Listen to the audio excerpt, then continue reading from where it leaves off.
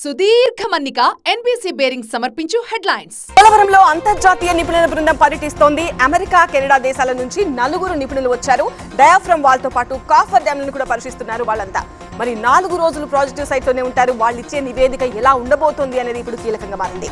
And second top story, ఏపీలో రేపు ఎన్టీఆర్ భరోసా పెన్షన్లు పంపిణీ చేస్తారు. దీనికోసం చాలా మంది ఎదురు చూస్తూ ఉన్నారు.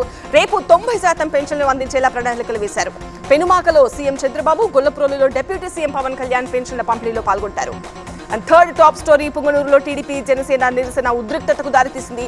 అక్కడికి వెళ్లబోయిన మిథున్ రెడ్డిని తిరుపతిలోనే హౌస్ అరెస్ట్ చేశారు పోలీసులు. పెద్దిరెడ్డి ఫ్యామిలీ చేయని అవినీతి లేదంటూ మంత్రి రాంప్రసాద్ రెడ్డి విమర్శించారు. And top 4 story, job calendar ఏమైందని హరీష్ ప్రశ్నించారు. సీఎం రేవంత్, కోదండరాములు జవాబు చెప్పాలంటున్నారు. కాంగ్రెస్ నిరుద్యోగులను ఎన్నికల కోసం వాడుకుంది అని ఆరోపిస్తున్నారు. హామీలపై అసెంబ్లీని స్తంభింప చేస్తామంటున్నారు. చూడాలి మరి ఏం జరగబోతోందో. అండ్ నెక్స్ట్ టాప్ స్టోరీ, దాడులు, కక్ష సాధింపులు సరికాదు అంటున్నారు బొత్స. తన టైంలో టీడీపీ ఆఫీసులపై దాడి చేయడం తప్పే అన్నారు. ఇక 16,000 డిఎస్సీ పోస్టులు ఎలా భర్తీ చేస్తారో తెలియడం లేదు అంటున్నారు ఆయన. 3 రాజధానులకే కట్టుబడి ఉన్నామంటున్నారు. అండ్ నెక్స్ట్ టాప్ స్టోరీ, రేపటి నుంచి కొత్త చట్టాలు అమల్లోకి వస్తున్నాయి. ప్రజలకు న్యాయం అందించడమే లక్ష్యం అంటున్నారు కేంద్ర మంత్రి అర్జున్ రామ్. కొత్త చట్టాలు ప్రాథమిక హక్కులకు విఘాతమని, అమలును నిలిపివేయాలని బీఆర్ఎస్ వినోద్ అన్నారు.